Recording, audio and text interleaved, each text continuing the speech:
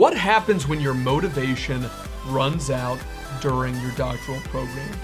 Let's talk about it today on this special episode of Navigating Academia. What's up, Navigating Academia family? This is your buddy and personal academic mentor, Dr. J. Phoenix Singh.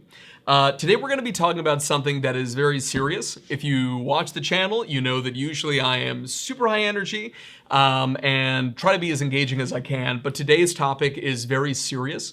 38% of men, 44% of women are diagnosed or develop the signs and symptoms that would warrant a clinical diagnosis of either a major depression or an anxiety disorder during their doctoral degree. During master's degrees also, we see a significant spike, but doctorates tend to take longer to be able to do, and because of that, there's a higher risk of developing these signs and symptoms. And it can get to the point where you just want to quit. The crazy thing is that across disciplines, 40 to 70% of doctoral students will not finish their doctorate within 7 years. A person that I used to date during my first doctorate, I've got 2 PhDs. The first person that I dated in my first program took 12 years to be able to finish her doctorate. I'm actually extremely proud of her, right, for eventually having done it, even though obviously, we didn't end up together. I have a huge amount of respect for the fact that she stuck with it, but that is not the norm, I'm telling you now. And to be honest with you, it can really suck. Grad school can really suck.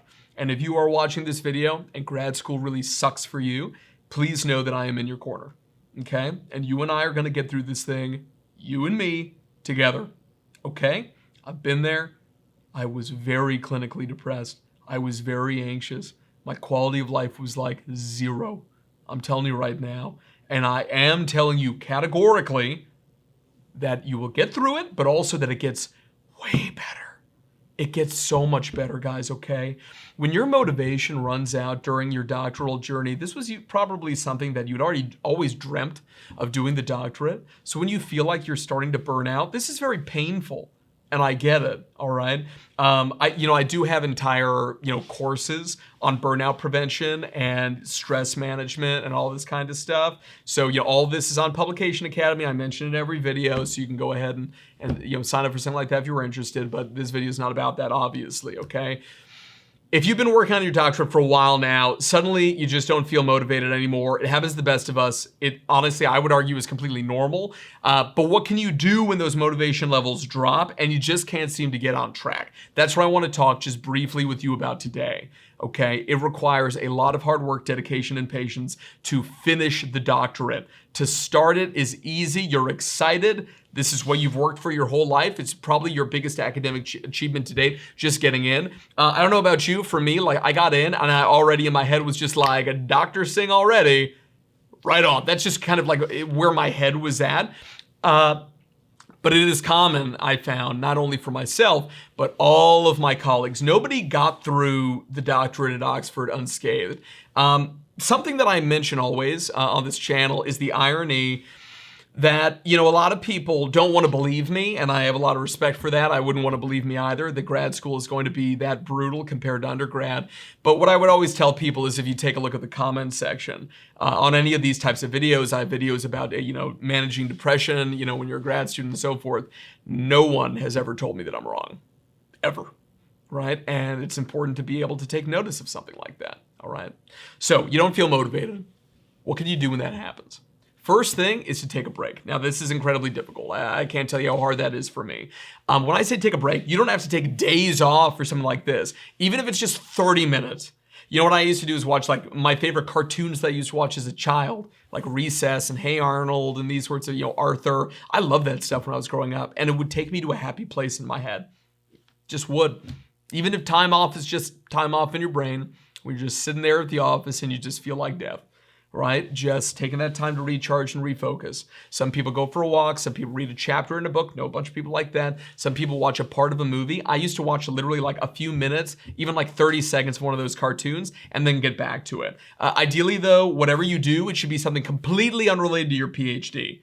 Completely unrelated. If you're doing a psych PhD and the break you're taking is reading an Oliver Sacks book on patience and all, no, okay, I want you to do something that takes your mind off of your doctoral work, right, or your master's level work.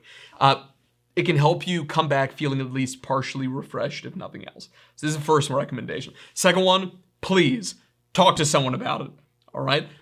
Your supervisor, fellow students, alumni, especially a mental health professional, okay? Especially if you're experiencing signs and symptoms of anxiety and depression. Usually you don't realize you're descending into it until you're there, and we can feel a lot of shame, and we can feel a tremendous amount of, ironically, anxiety about the anxiety and depression, okay? Talk to a mental health professional who's properly qualified, can provide a fresh perspective, can help you get back on track, and even if they can't help you get back on track, can walk with you through this process. Talking to somebody about your feelings, not just the work, but the feelings underlying them, can help you understand the root of these motivation issues and hopefully find ways to overcome them. I'm a big believer. There's a psychologist named Carl Rogers. He used to say that people are like clogged drains, and that sometimes we just need other people there to be able to help us unclog ourselves. For me, I can tell you that right now, that is what works for me. I just need somebody else there to go through the journey with me as I am going through it. All right. And try to remember why you started the journey in the first place. Think about that end goal. Think about what you want to accomplish with that doctorate or that master's thesis. If you can try to reignite that passion and that motivation for your research, for the clinical work that you're doing to be able to help other people, please know that I have a huge amount of respect for that, but it can be very hard sometimes as well to be able to remember why you started this thing or to think that it is worthwhile to be able to continue. There are videos on the channel that talk about kind of knowing when to quit. Right? If that's something you're considering, feel free to watch those videos. It's a very serious decision. I'm not going to try to convince you to stay in it. I'm not going to try to convince you to quit. Personal decision. But I, on this channel, want to give you as many resources as I can. So please do make sure to subscribe to the channel if you haven't already, because I would really love if you would join our community and you're not currently in it. Okay? So when you're not feeling motivated, okay, it's easy to forget why you started, okay, as you know, right? So when motivation runs out for that doctorate, take a break, talk to somebody. And again, in terms of that end goal or whatever, just, I don't know what it's going to be for you if it's a vision board. I was very blessed to have a best friend. I love him so much. He is a tremendous gift from God in my life that once a week, 1 hour a week, we set up to be able to talk about those issues when all this was going on. And he was like my saving grace during that time, right? I ended up seeking out mental health care when I was going through that. I was very clinically depressed during graduate school, especially the first doctorate. Second doctorate, I managed to be able to, somehow, I knew what I was going to deal with. So I was able to overcome it. But it's very hard. And like I keep saying, if you're going through a hard time right now, I'm with you.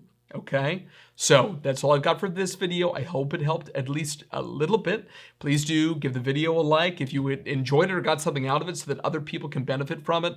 Like I said, subscribe to the channel. And until next time, please, to the extent that you can, take care of yourself. All right, God bless you. I'll see you in the next one. Thank you so much for stopping by, everyone. It's a pleasure to have you here as always. If you enjoyed this video and you'd like to see more in this series on navigating academia, please click on one of these links over here to be able to view more original content. I hope to see you there.